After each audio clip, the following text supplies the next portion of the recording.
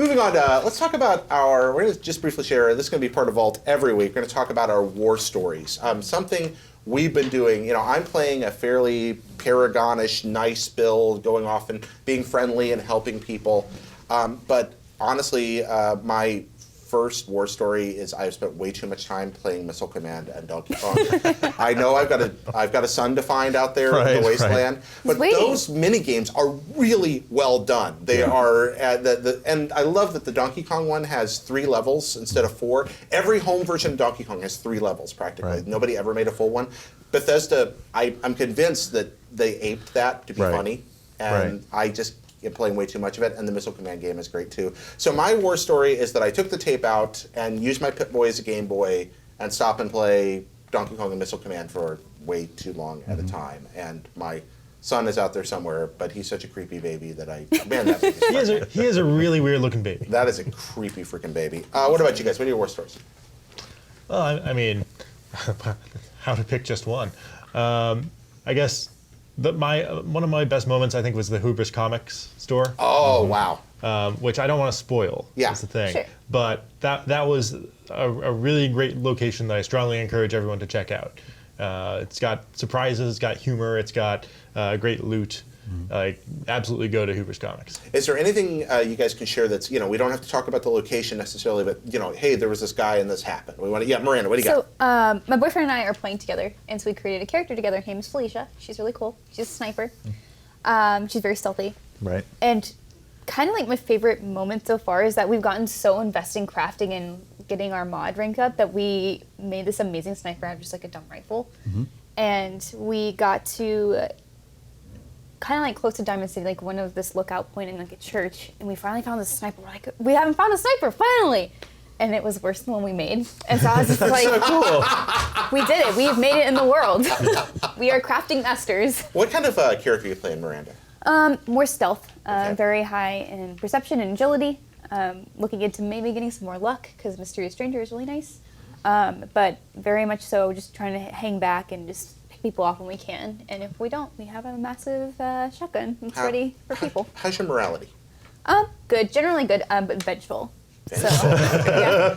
So basically, you're playing yourself. No, that's not me. I'm not a sniper. She's not basically. See, I've gotten caught up in like political causes, which I didn't intend to. I thought, maybe this time I'd try to be, and I just nope, I've gotten swept up in the fight for freedom, and did not expect that to happen at all. And it's been a lot of fun. Yeah. Steve, what about you?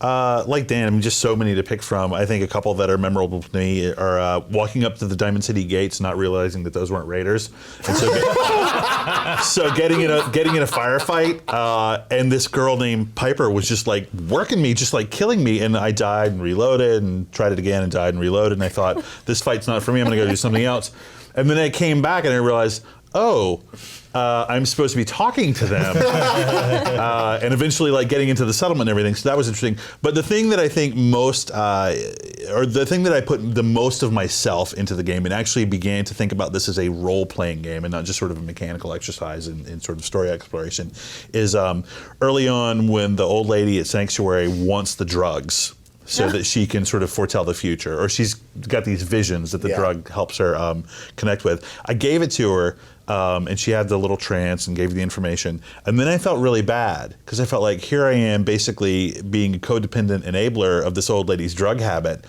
And I resolved then and there, and have kept to this, that outside of Stimpaks and Radaway, I will not use drugs in that game, because I want to set a good example for the other members of Sanctuary and for Sean when and if I ever get around to finding him. So I have a toolbox in Sanctuary that's just full of drugs that I will never take. And once I finally opened up Diamond City, I thought, well, I could use some money, and the drugs have the highest cost to weight ratio. So from a standpoint of efficiency, rather than taking a bunch of Raider leather pieces over there, maybe I'll just go sell a bunch of drugs to the merchants in Diamond City. And so I'm already sort of compromising my vision of what I should be about value-wise in the game. But I love that. I love that I care enough about what's happening to actually be making decisions that are not mechanically optimized or not based on what can I get out of this from a standpoint of game tools. So you won't use drugs, but you'll sell them. That's adorable. What kind of build are you playing, by the way? I am, again, a people pleaser, as I typically am in this games. In pen and paper RPGs, I'm a little snarkier, I'm a little more anti-establishment, but in a game where there's a little bit less opportunity for nuance, I tend to just be a force for good and authority and stabilization within the worlds that I'm in. From a standpoint of stats, I'm very high on intelligence and perception. Yeah. So I'm a modder with a lot of extra damage perks, and I've only just recently leveled up to local leader so that I could begin to tie my settlements Do together. that. Okay. What about you, Dan? I was focused on intelligence and luck. Okay. Because I was very crafty, so I wanted both, getting more stuff when I from loot, both ammo and caps for buying extra supplies, and also I wanted to be able to get gun nut and science. Science, yeah. So I could tweak my weapons. But yeah, I didn't really go in with a specific character like path in mind. I just kind of let it evolve based on what perks I wanted to pick. And also, morality-wise, the first time I go through one of these games, I always play the goody two-shoes. But I enjoy seeing opportunities to be mean. It's like I'm going to come back and do that. So my first playthrough was on Xbox One, and I'm now on PC where things are better. So I'm definitely being a little bit meaner this time, quite a bit meaner actually. So I'm using that sarcasm button a lot. A good war story for you though is my first playthrough, 55 hours or so. I never saw a plasma weapon. Oh. Never saw a single plasma weapon the whole time through. Like I got ammo. It's like I know these are out here somewhere. Finish the game, the story, and it's open ended after that. But so you can keep going.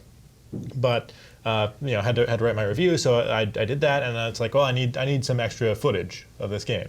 So I just went off, found a plasma weapon like the first. It was like pops right there. There's immediately. It was a legendary plasma weapon too. Wow. Oh, wow. Is that as much fun as it sounds like? The modifier wasn't great on it. It was just like plus 25% damage, which is, it is great. That'll do some good damage, but it's not like a really goofy one. I just thought of the best war story that I have to tell next week. Okay, Because well- I don't wanna overload us. With No, some we're war going to stories. keep doing them. You're gonna have more every war week. stories. Have a That's really going to good be one. big part of Vault is talking War about our stories never paths and- change. Yeah, next week. Well, let's do one more, and we'll tell you next week.